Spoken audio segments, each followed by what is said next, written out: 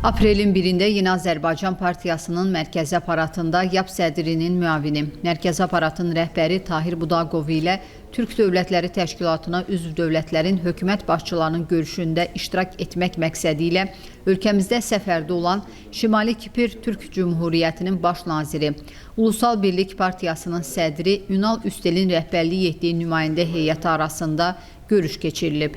Görüşdə xalqlarımız arasında əlaqələrin tarixi ənənələrə, ortaq dəyərlərə, dostluq və qardaşlıq prinsiplərinə əsaslandığı qeyd olunaraq, son illərdə Azərbaycan Respublikası ilə Şimali Kipr Türk Cümhuriyyəti arasında sıx təmasların və milli maraqlara əsaslanan qarşılıqlı fəaliyyətin gücləndirilməsinin əhəmiyyəti vurğulanıb.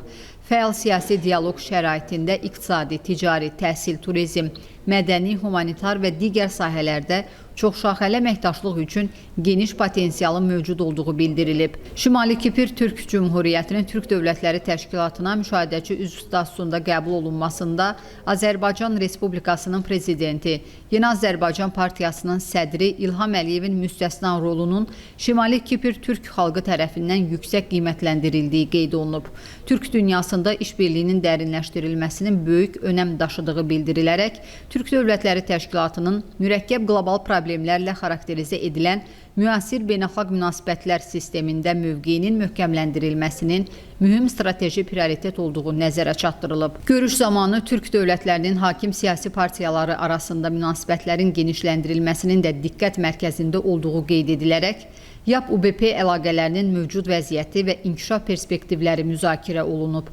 2023-cü ilin noyabrın 14-də Yeni Azərbaycan Partiyası, Türkiyənin Hakim Ədalət və İnkişaf Partiyası və Ulusal Birlik Partiyası arasında imzalanmış üçtərəfli anlaşma memorandumundan irəli gələn vəzifələrin indiyədək uğurla icra olunduğu bildirilərək müxtəlif sahələrdə, o cümlədən gənclər arasında təmasların sıxlaşdırılmasının vacibliyi vurğulanıb.